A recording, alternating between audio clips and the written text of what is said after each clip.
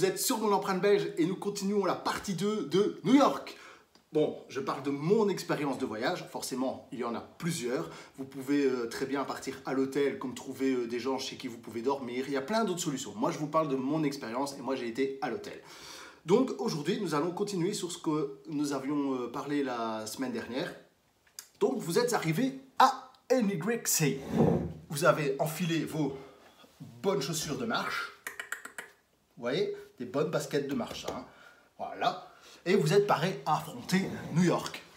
Nous allons d'abord parler d'une chose, le décalage horaire. Surtout, ne pas dormir quand vous arrivez. Ou sinon, c'est foutu. Si vous allez faire une petite sieste et qu'après, vous allez décaler complètement. Franchement, quand vous arrivez, le temps que vous sortez de l'aéroport, que vous prenez un taxi, que vous allez à votre hôtel faire votre check-in, vous déposez votre valise et que vous redescendez, allez déjà promener, faire des premiers repérages et tout. Donc franchement, faites attention au décalage horaire parce que c'est très important. Donc par exemple, vous avez 6 heures de décalage entre New York et la Belgique. Donc franchement, 6 heures, ça va. Mais quand vous démarrez de Bruxelles, vous prenez l'avion à 11 heures et vous arrivez à New York, vous atterrissez à 13h25. Pendant ce temps-là, en Belgique, il est 19h25. Donc forcément, vous allez être fatigué. Mais si vous allez dormir à l'heure belge et tout, après, vous allez, je vous jure, être décalé, mais du tonnerre. Donc, franchement, essayez de ne pas dormir. Il faut bouger, marcher, bouger, vraiment, et essayez d'aller se coucher entre 9h30 et 10h. Franchement, moi, c'est mon expérience personnelle et j'ai trouvé ça top. Parce qu'après, on se réveille naturellement entre 6h, 6h30 parce qu'il faut se lever super tôt, tellement il y a beaucoup de choses à faire. À moins que vous y passiez 2 semaines et que vous avez le temps, si vous avez un créneau réduit, il faut vraiment être très organisé comme je vous avais déjà expliqué. Voilà, donc ça c'est déjà une première chose. Ensuite, qu'est-ce que je peux encore vous donner comme bon conseil? Parce qu'il y en a. Si vous partez en été, parce que les 3 fois où je suis parti c'est en été, 2 fois en juillet et août, comme ça, à cheval sur les 2, et une fois début septembre. Mais il fait très chaud à New York, et je vous jure, il fait très chaud. Et dans tous les magasins, la clim va à fond de balle, partout. Donc vous rentrez dans un magasin, wow, fraîcheur, vous ressortez, wow, chaleur, toujours comme ça. Donc faites très attention de ne pas tomber malade parce que moi je suis tombé malade. Donc voilà, c'est quelques petits conseils que je vous donne déjà avec la clim. Et d'autres petits conseils, c'est ayez un sac à dos avec vous. Moi je vous montre, j'ai toujours pris celui-là, c'était mon sac de moto. Très pratique parce qu'on ne sent pas trop le poids parce que vous allez acheter tellement de choses qu'il va falloir stocker. Et qu'est-ce que je vous conseille de prendre dans ce sac toujours avec vous? Là-bas, ayez toujours une bouteille d'eau. Achetez de l'eau, n'achetez pas de boisson sucrée, je sais que c'est tentant, mais n'achetez pas de boisson sucrée, c'est vraiment pas la bonne chose à faire là-bas, tellement il fait chaud et que vous marchez de l'eau. Prenez un petit coca quand vous mangez ou quoi, mais franchement, prenez de l'eau et buvez beaucoup. Et ayez ceci, bon c'est une grosse boîte, hein. Faites-en une plus petite, c'est un exemple, ayez une petite boîte à pharmacie, parce que si vous tombez malade, je peux vous dire que ça peut vous aider. Parce que quand on arrive là-bas, donc le sac à dos, quand on arrive là-bas, qu'est-ce qu'on a envie de faire? Tout goûter, tout manger. Ah ouais, moi c'est ce que j'ai fait en arrivant. J'ai pas arrêté. Mais dites-vous une chose, votre corps n'est pas habitué à la bouffe de par là. Parce que la bouffe de par là et de par ici, c'est pas la même chose. Donc je peux vous dire, y allez-y doucement. La première fois, j'ai mangé. La deuxième fois, un peu moins. Et la troisième fois, vraiment, là, j'ai vraiment arrêté. Parce que c'est vrai, on a envie de tout goûter, mais ça sert strictement à rien. Donc franchement... goûter, mais voilà, partagez à 2 ou alors en petite quantité. Ayez surtout toujours des mouchoirs avec vous, ça peut vous aider. Donc voilà, ça c'est déjà un autre petit conseil que je pouvais vous donner, donc c'est ceci. Ensuite, un autre petit conseil déjà, on va tout de suite partir sur les bons plans à faire, parce qu'on a fini de donner les petits conseils. Non, ayez une montre aussi, ouais, excusez-moi, une montre. Moi j'ai une montre connectée, donc c'est important d'avoir l'heure, parce que votre téléphone, le sortir et tout, ça peut être dangereux. Une montre, c'est toujours bien plus pratique. Voilà, c'est un exemple. Donc ici, on va commencer par les bons plans. Premier bon plan que je vous donne, stop! Écoutez bien ceci. Ne prenez pas les bus touristiques, s'il vous plaît. Ne prenez pas les bus. Je l'ai fait la première année, je regrette. Franchement, ne faites pas ça. Ils vont être partout au coin de rue à vous demander. Ne prenez pas le bus touristique. Franchement, ça ne sert à rien. Ça sert à rien. Et je vous dis, la première fois que j'ai été et que je l'ai pris, on faisait un tour et on s'est fait insulter par des gens parce qu'on est dans un bus et on est là. On fait des photos. Voilà, les gens, c'est quasi non. Franchement, ne le faites pas. Si vous pouvez, ne le faites pas. Alors... c'est parti, commençons. Et je vais vous donner les bons plans et à la fin, je vous mettrai des photos dans l'ordre. Comme ça, vous verrez un peu parce que si je dois faire des coupures à chaque fois, ça ne va pas être top. Tandis qu'à la fin, je vous ferai un beau petit montage avec des photos et de la musique. Donc là, je vais vous donner dans l'ordre tout ce que j'ai fait et tout ce que je n'ai pas encore fait mais qui peut être intéressant à faire. Il y a 24 choses, donc je vais faire la moitié aujourd'hui, la moitié la semaine prochaine. Donc ici, nous avons parlé du décalage horaire, de la chaleur, oui voilà. Donc la dernière fois, je vous avais parlé des City Pass. J'ai fait mes recherches, j'ai ressorti toutes mes vieilleries, comme on dit, et j'ai retrouvé les derniers trucs. Donc c'est ceci que je vous avais parlé. Vous vous souvenez? Je vous avais parlé de ceci. C'est beaucoup mieux parce que vous choisissez vraiment les attractions que vous voulez faire, les choses à voir à New York, et c'est super pratique. Vous pouvez réserver en ligne et tout, et c'est beaucoup mieux ceci. Donc moi, je vous conseille ceci, le Explorer Pass New York City. Donc voilà, ça c'était une chose que j'avais parlé la semaine dernière, mais que je n'avais pas bien précisé et que je précise mieux maintenant. Donc voilà, nous allons commencer par les bonnes choses. Bon, forcément, comme je vous ai dit, il y a beaucoup de choses à faire, mais là, je ne les ai pas classées dans l'ordre. Mais à la fin, plus tard, peut-être que je vous donnerai un exemple de comment s'organiser. Là, je vous donne comme ça, et à la fin, quand on aura parlé de tout New York, on fera un genre de petit... allez, une petite explication pour vous montrer comment organiser un voyage à New York. La première chose, Central Park. C'est inévitable. Mais Central Park, faites-le un dimanche. Vous allez à la messe gospel. Donc voilà, deuxième petit bon plan, faire une messe gospel. Et d'ailleurs, je vous donnerai tout de suite le bon plan de où aller.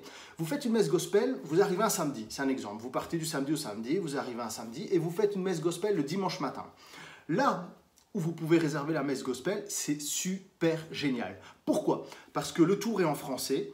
Le monsieur qui est dans le bus parle français, vous explique tout, il connaît très bien son truc et la messe c'est super. Attention, une messe gospel ce n'est pas un spectacle, il faut une tenue correcte exigée. D'ailleurs regardez, je vais vous montrer ça tout de suite. Donc nous avons réservé, vous voyez j'ai gardé des petits souvenirs, nous avons réservé avec le Harlem Spiritual Terminal, comme vous pouvez le voir, hein, hop hop hop. Et il est bien marqué ici, je l'ai surligné. Attention, tenue vestimentaire correcte, ni short ni débardeur. Et je peux vous dire que c'est vrai parce qu'il y a un mec qui arrive en short et ça a discuté longtemps pour savoir s'il allait venir ou pas. Parce que ce n'est pas, comme je vous dis, un spectacle. Une messe gospel, c'est vraiment quelque chose d'important pour eux. C'est sympa à voir, mais il faut respecter ça au pied de la lettre. Donc voilà, vous arrivez un samedi, dimanche matin, vous allez à la messe. Le monsieur vous donne plein de bons conseils et il vous dit, descendez devant Central Park et vous prenez un truc à manger dans un Whole Food supermarket. C'est là que j'ai été. C'est à la tour Time Warner Center. C'est juste en bas. Vous prenez de quoi manger, parce que vraiment là, il y a de tout. D'ailleurs, vous aurez des photos à la fin. Vous prenez de quoi manger et vous allez dans Central Park faire un petit pique-nique et vous promenez, par exemple. Voilà, ça, c'est déjà un exemple. Vous voyez?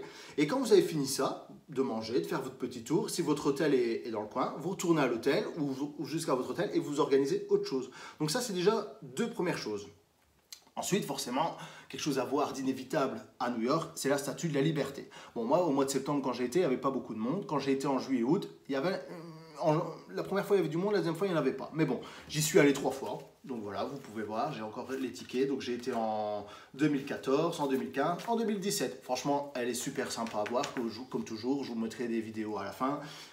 C'est toujours un régal de voir cet emblème. Franchement, c'est inévitable. Ensuite, vous avez l'Empire State Building. Ah, ça c'est super beau. Vous avez une vue sur la tour H&M et sur le Top of the Rock.